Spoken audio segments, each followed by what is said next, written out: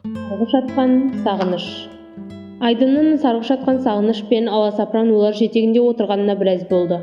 Бұл кезде құшқылтын түннің ызғары терезеден есіп, бұл да жасарудың ойын сансаққа жүгіртеді. Сынаптай сырғыған сағат тілі таңнан атар уақытын білдірсе де, жұп-жұмсақ ойыншығын құшақтап жатқан оның кірпігі айқасар емес. Қызық, біресе ұялы телефонына, енді бірде жазу үстелінде жатқан қағазы мен қаламына көз жүгіртеді. Анасы мен әкесі бөлменің жарығы жанып тұрғанын байқап, бір рет келіп кеткен. Баласының жағдайын бес саусағындай білетін олар, қызғалдақтай қыздарының түн ауа шығармашылықпен айналысатынынан хабардар. Сондықтан беймезгіл мазаламайды. Бірақ бүгін Айдынды шығармашылық шабыт емес, махаббат машақаты сарсаңға салып отыр. Өйткені ол кешкілік уақытта алғашқы махаббатынан мәңгілік күдер үзгенін түсінген еді.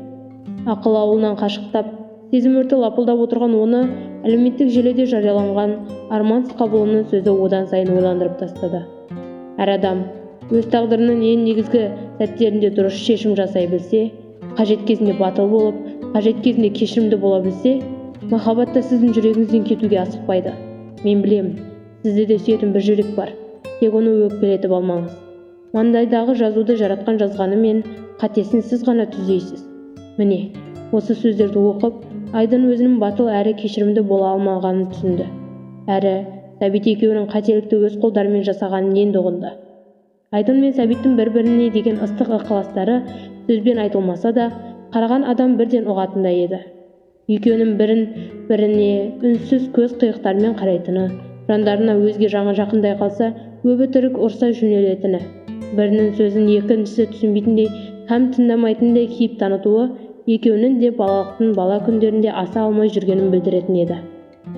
Мектеп табалдырығында жүріп жүрек түкпіріндегі нәзік сезімді махаббат деп емес, ұят деп қабылдап еді екеуі де. Бірақ уақыт өте келе Айдын бой жетіп, Сәбит ер жетті.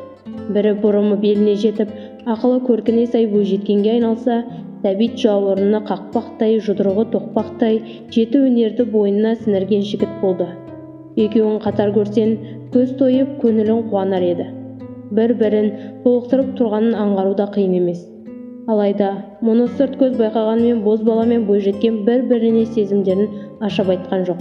Мектептегі соңғы жылдары болса да, бұдан кейін екеуінің жолы екі жаққа кететінін білсе де, екеуі де ләм-мим демеді. Тек үнсіз қызғанып, іштей тынып, жан адамға сездірмей сезім сергелденіне түсті. Түлектердің соңғы жылдары жан ұшыра ұбт-ға дайындалып, бір жағынан қоштасу кешіне алаңдайтын әдеті емес пе? Осындай қарбаластан Айдынның ойы бөлініп, Сәбитті ұмыта бастады. Бар ойы оқу орнына түсіп, ата-анасының абыройын асқақтату. Сәбит те осы тіршілік.